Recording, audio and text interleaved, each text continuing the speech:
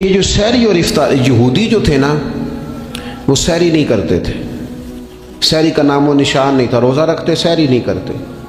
تو نبی پاک صلی اللہ تعالیٰ علیہ وسلم نے فرمایا ہمارے اور یہودیوں کے درمیان فرق ہی سحری کا ہے، اور نبی پاک صلی اللہ تعالیٰ علیہ وآلہ وسلم نے فرمایا سحری کھایا کرو، سحری کھانے میں برکت ہے۔ اور اگلی بات سننی آپ نے تو خوش ہو جانا ہے، سحری کو معمولی نہ سمجھے، سحری کرنا عبادت ہے۔ ہاں آپ مت سمجھیں کہ میں روٹی کھا رہا ہوں، یہ تو میرے سامنے دہی رکھا ہوا ہے، یہ تو سالن رکھا ہوا ہے، یہ تو اچار رکھا ہے، تو چپاتیاں رکھی ہیں۔ سحری کھانا عبادت ہے۔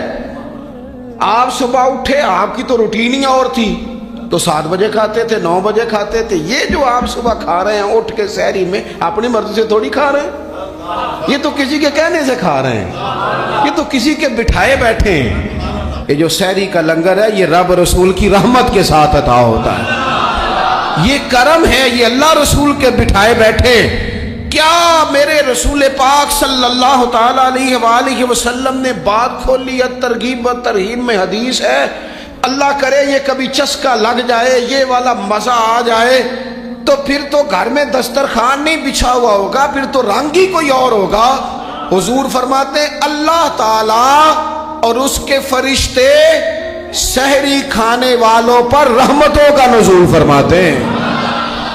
کھائی روٹی جا رہی ہے، پکا ہوا کھانا ہے، لیکن حضور فرماتے ہیں رب بھی رحمتیں فرما رہا ہے اور اللہ کے حکم سے فرشتے بھی رحمتوں کا نزول کر رہے ہیں سحری کھانے والوں پر۔ تو خوب توجہ سے، ذوق سے، شوق سے۔ اور پھر جو افطار کا معاملہ ہے، حضور فرماتے ہیں جب روزہ کھولنے والا روزہ کھولتا ہے تو جو دعا مانگتا ہے رب قبول فرما لیتا ہے۔ یعنی افطار کا وقت ایسا ٹائم ہے جو دعاؤں کی قبولیت کا وقت ہے۔ افطار کرنا بھی ہے، کرانا بھی ہے۔ مہنگائی ذرا عروج پہ چلی گئی ہے، میں بار بار کہتا ہوں، مجھ سے نا لوگ دعا کے لیے مجھے کہتے کہتے اپنے کئی دکھ بتا دیتے ہیں۔ تھوڑا سا نا افطاریاں مہربانی فرمائیے گا سیاسی نہ کیجیے گا۔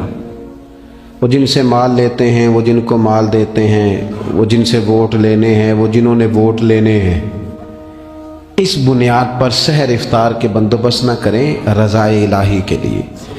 میرے محبوب فرماتے ہیں جس نے رب کی رضا کے لیے کسی کو افطار کرایا، جتنا ثواب اللہ روزہ رکھنے والے کو دے گا اتنا افطار کرانے والے کو بھی عطا کرے۔ اور ایک حدیث تو آپ پڑھیں گے تو جھوم جائیں گے، سنیں گے تو خوش ہو جائیں گے، المعجم الکبیر میں موجود ہے۔ نبی پاک علیہ السلام فرماتے ہیں جس نے حلال کھانے اور حلال پانی سے کسی کا روزہ افطار کرایا نا، ذرا دیکھنا غریبوں کے گھروں کو جھانکنا، ذرا اپنے عزیزوں میں ایک نظر دوڑا لینا، ذرا رمضان کی نیت کر کے رمضان سے پہلے ہی غرباء تک راشن پہنچا دینا، ان کی فکر دور ہو جائے، وہ پہلی شام ہی اپنے بچوں کے ساتھ آسودہ حال ہو کے بیٹھیں۔ دیکھ لینا یہ نہ ہو کہ ایک بھائی کھول کے کھا رہا ہو اور دوسرے کے بچے منتظر ہوں کہ آج سحر افطار میں کیا کرنا ہے۔ اپنے گلی محلے میں دیکھ لینا، ہم اس رسول کے ماننے والے ہیں جنہوں نے فرمایا میں اسے مومن ہی نہیں جانتا جو پیٹ بھر کے کھائے اور اس کا ہمسایہ بھوکا رہ جائے۔ تھوڑا سا اپنے ارد گرد نظر ڈال لینا، المعجم الکبیر میں حدیث موجود ہے۔ اللہ کے پیارے رسول صلی اللہ تعالیٰ علیہ وسلم نے فرمایا جس نے حلال پانی سے، حلال روٹی سے کسی کا روزہ افطار کرایا تو فرمایا فرشتے اس بندے کے لیے رمضان کے دنوں میں، رمضان کی گھڑیوں میں دعا کرتے ہیں، اور جناب جبریل امین اس کے لیے شب قدر کی رات دعا کرتے ہیں۔ حضرت جبریل شب قدر میں دعا کریں گے، خاص رات، یا اللہ اس بندے پر فضل فرما، اس نے تو غریب آدمی کو افطار کرا۔ یہ ایک عبادت ہے، اس عبادت کا خیال کریں۔ پھر اعتکاف آئے گا، رمضان کے آخری 10 دنوں کا اعتکاف۔ اسلام میں رہبانیت نہیں ہے، لیکن کبھی کبھی سب سے کٹ کے اپنے رب کے ساتھ جڑ جانا، کچھ رات کی عبادتیں، کچھ تنہائی کے اذکار، کچھ درود و سلام کا ذوق، یہ ان ساری خوبصورتیوں میں سے ایک خوبصورتی اعتکاف بھی ہے۔ اللہ کے پیارے رسول علیہ الصلوۃ والسلام ہمیشہ اعتکاف کرتے، اور حضرت عطا بن رباح رضی اللہ تعالیٰ عنہ کیسی خوبصورت بات ارشاد فرماتے ہیں فرماتے ہیں موتقف تو اس آدمی کی طرح ہے جیسے کسی بندے کو کسی کے ساتھ کوئی کام پڑ جائے نا تو وہ جا کے اس کے دروازے پر بیٹھ جاتا ہے کہ جب تک میرا کام ہوگا نہیں میں جاؤں گا نہیں۔ فرماتے ہیں یہ اعتکاف والا بھی آ کے رب کریم کے گھر بیٹھ گیا ہے کہ جب تک تو معاف نہیں کرے گا میں جاؤں گا نہیں، جب تک تو بخشش نہیں کرے گا میں اس دروازے سے ہٹوں گا نہیں۔ حضرت ابن عباس رضی اللہ تعالیٰ عنہ نبی پاک علیہ السلام کے روضہ انور کی طرف اشارہ کر کے کہا کرتے تھے زیادہ دیر نہیں ہوئی، اشارہ کر کے کہتے تھے زیادہ دیر نہیں ہوئی، اس روضہ مبارک میں آرام فرما۔ رسول رحمت علیہ السلام سے میں نے اپنے کانوں سے سنا ہے، اور جب یہ بات ارشاد فرماتے تھے تو روتے بھی تھے۔ فرماتے ہیں میں نے خود نبی پاک علیہ السلام سے سنا ہے کہ جو شخص اللہ تعالیٰ کی رضا کے لیے ایک دن کا بھی اعتکاف کرے گا نا، اللہ تبارک و تعالیٰ اس کے اور جہنم کے درمیان 3 خندقوں کی آڑ بنا دے گا، اور فرمایا ان کی مسافت زمین و آسمان سے بھی زیادہ ہوگی۔ یہ 3 خندقیں اتنی بڑی جن کی چوڑائی زمین آسمان سے بھی زیادہ ہوگی، ایک دن اعتکاف کر لے تو اللہ اس بندے کو دوزخ سے اتنا دور فرما دے گا۔ بہت سارے لوگ ہیں جن کو بڑا ٹائم ملتا ہے چھٹیاں گزارنے کے لیے، کبھی کسی سیاحتی مقام پر کبھی کسی سیاحتی مقام پر، خرچہ بھی مل جاتا ہے، کام بھی ہو جاتا ہے، سارے سلسلے بن جاتے ہیں، بڑی بڑی جگہوں پہ لوگ جا کے ٹائم گزارتے ہیں۔ تو ایسا نہ ہو کہ 10 دن اللہ کے گھر میں بھی گزارے جائیں۔ علماء نے لکھا ہے کہ کوشش تو کریں ہر سال اعتکاف ہو، نہ ہو سکے تو چلو چند سالوں کے بعد ہو جائے۔ اور فرماتے ہیں کہ زندگی میں ایک دفعہ تو اس سنت کو ضرور ادا کرنا چاہیے۔ کوئی بندہ ایسا نہ ہو جو محروم رہ جائے، زندگی میں ایک بار صحیح پر اعتکاف کے ساتھ اپنے آپ کو وابستہ ضرور کرے۔ رمضان المبارک کے اندر آخری عشرہ شب قدر کی تلاش کا عشرہ ہے۔ اللہ کے پیارے رسول صلی اللہ تعالیٰ علیہ وسلم ان 10 دنوں میں خود بھی عبادت کرتے تھے اور گھر والوں کو بھی جگایا کرتے تھے، اور اپنے اہل خانہ کو تاکید فرماتے تھے کہ اٹھو اٹھو، آگے بڑھو، یہ آرام کرنے کے دن نہیں ہیں۔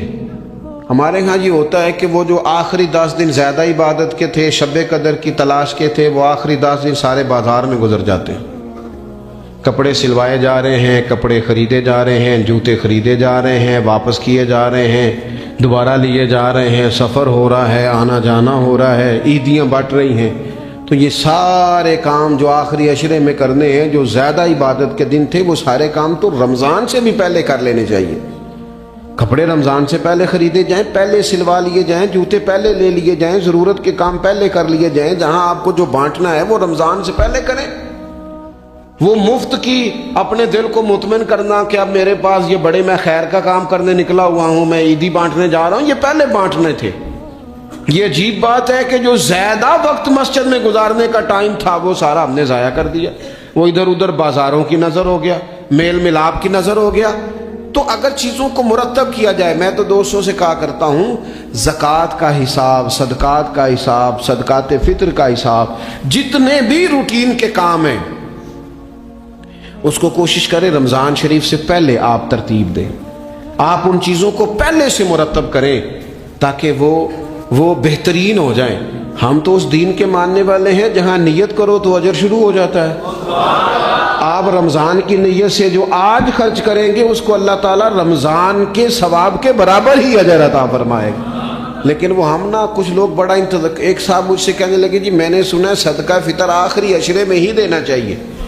میں نے کہا آپ کا پروگرام تب دینے کا، اس لیے آپ نے یہ گاڑا کر کے سن لیا، ذرا اس کو آپ نے زیادہ غور سے سن لیا ہے۔ آپ جب ضرورت محسوس کریں، جب آپ سمجھیں کہ کسی کو ضرورت ہے، ضرورت کے وقت کوئی چیز کام نہ آئی تو پھر کب جا کے کام آئی۔ تو میری آپ سے یہ اپیل رہے گی کہ پہلے سے چیزوں کو مرتب کریں، معاملات کو پہلے سے طے کریں۔ وہ لوگ بڑے اچھے ہوتے ہیں جو وقت پر منصوبہ بندی کرتے ہیں، جو چیزوں کو ٹائم پہ مرتب کرتے ہیں۔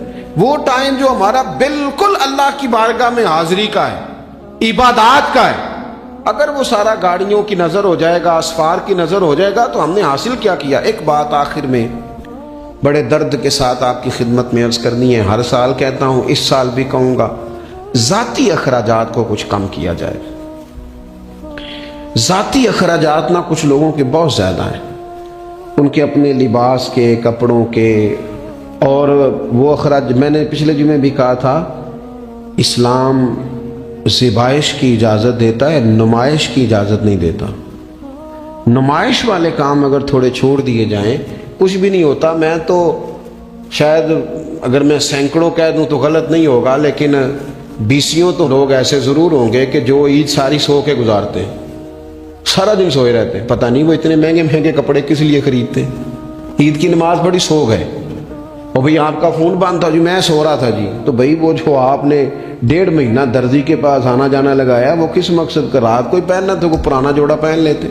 ایسی مصیبت کیا بنی ہوئی تھی؟ اتنے مہنگے کپڑے خریدے، اتنا مہنگا جوتا لیا، اور دن سارا سو کے گزار دیا۔ ذاتی اخراجات کم کریں۔ پتہ کیا ہے، فرق بہت بڑھتا جا رہا ہے، بہت بڑھتا جا رہا ہے۔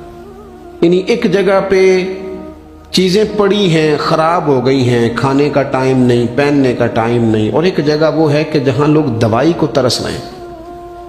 گندم امیر شہر کی ہوتی رہی خراب، اور بچی کسی غریب کی فاقوں سے مر گئی، اور کسی نے کہا تھا کہ غریب شہر تو فاقوں سے مر گیا لیکن امیر شہر نے ہیرے سے خودکشی کر لی، اللہ معاف فرمائے۔ تو بہت ساری جگہوں پہ لوازمات زیادہ ہیں، اخراجات زیادہ ہیں، تکلفات زیادہ ہیں۔ اس رمضان میں مہنگائی کا جو زور ہے، حالات کی جو سنگینی ہے، اور تھوڑا پیچھے جائیں تو غریب علاقوں میں جس قسم پرسی کے ساتھ لوگ اپنا وقت بتا رہے ہیں، اگر صرف امیر لوگ اپنے کچھ ذاتی اخراجات کو کنٹرول کرنے میں کامیاب ہو جائیں تو بڑے سارے لوگ ایسے ہیں جن کے لیے وہ خوشیاں بانٹنے کا ذریعہ بنیں گے، اسباب۔ اور ویسے بھی زندگی سادہ کریں، آسان ہو جائے گی۔ رسول پاک صلی اللہ تعالی علیہ وآلہ وسلم نے پتہ ہے روزے دار کی فضیلت کیا بیان فرمائی؟ اللہ کے محبوب صلی اللہ تعالی علیہ وسلم فرماتے ہیں کہ رب فرماتا ہے ابن آدم کا ہر عمل اس کے لیے ہے، روزہ میرے لیے، اور فرمایا میں خود جزا دوں گا روزے کی، میں خود جزا دوں گا روزے کی۔ اور حضور فرماتے ہیں روزہ ڈھال ہے، جو شخص روزہ دار ہو وہ بےہودگی سے، فحش گوئی سے اجتناب کرے۔ اور اللہ کے محبوب صلی اللہ تعالی علیہ وسلم فرماتے ہیں اگر کوئی شخص اسے گالی دے، اگر کوئی شخص اس سے جھگڑا کرنا چاہے تو پتہ کیا جواب دے؟ اسے کہے بھئی میں روزے دار ہوں، میرے منصب کا تقاضا نہیں کہ میں تیرے ساتھ الجھوں۔ اور رسول پاک صلی اللہ علیہ وسلم فرمانے لگے اوہو اتنی بڑی بات۔ حضور فرمانے لگے، یہ صحیح مسلم کے لفظ ہیں، کریم محبوب فرمانے لگے مجھے اس رب کی عزت کی قسم جس کے قبضے میں محمد عربی صلی اللہ علیہ وسلم کی جان ہے، حضور فرماتے روزہ دار کے منہ کی خوشبو اللہ تعالیٰ کے نزدیک قیامت کے دن مشک کی خوشبو سے بھی زیادہ بکت والی ہوگی۔ اس کے منہ سے جو خوشبو آتی ہے قیامت میں مشک پیچھے رہ جائے گا، اور رب کی بارگاہ میں صرف روزہ دار کے منہ سے۔ اگر تیرے منہ کی خوشبو رب کو اتنی پسند ہے تو تجھے بھی تو اپنے منصب کا خیال ہونا چاہیے کہ میں نے روزہ رکھا ہوا ہے، میں روزہ دار ہوں۔ اور میرے نبی پاک علیہ السلام کے یہ 2 لفظ ہیں نا، وہ صوفیاء ہیں نا، اللہ کے نیک بندے جو ساری زندگی تڑپتے رہے کہ کبھی اے حقیقت منتظر نظر آنا لباس مجاز میں، کبھی مالک ایک دفعہ کبھی تیرا جلوہ ملے، کبھی اے حقیقت منتظر نظر آنا لباس مجاز میں۔ لاکھوں سجدے تڑپ رہے ہیں میری جبین نیاز میں، اور جو ساری زندگی کہتے رہے کہ ہم تو عمر دراز مانگ کے لائے تھے 4 دن، 2 آرزو میں کٹ گئے، 2 انتظار میں، کہ دیکھو انہیں انعام ملنے لگا ہے۔ جو اس کی راہ کے سوالی تھے، جو اس کے رستے کے مسافر تھے، جو اسے پانا چاہتے تھے، جو اس کی دید کرنا چاہتے تھے، جو اسے ملنا چاہتے تھے، میرے رسول پاک علیہ السلام نے فرمایا روزہ دار کو 2 خوشیاں ملیں گی۔ ایک خوشی اس وقت ملتی ہے جب وہ افطار کرتا ہے، اور فرمایا ایک خوشی اس وقت ملے گی جب وہ اپنے رب سے ملاقات کرے گا، جب وہ اس سے ملے گا تو اس وقت روزہ دار کو خوشی ہوگی۔ میرے دوستو خوشی تو جو ہوگی سو ہوگی، لیکن یہ لفظ بڑے حسین نہیں کہ روزہ دار کی رب سے ملاقات ہوگی، یہی لفظ بڑے باکمال نہیں ایک روایت میں تو یہ ہے نا کہ روزہ میرے لیے ہے، میں اس کی جزا دوں گا، اور ایک روایت میں یہ ہے کہ روزہ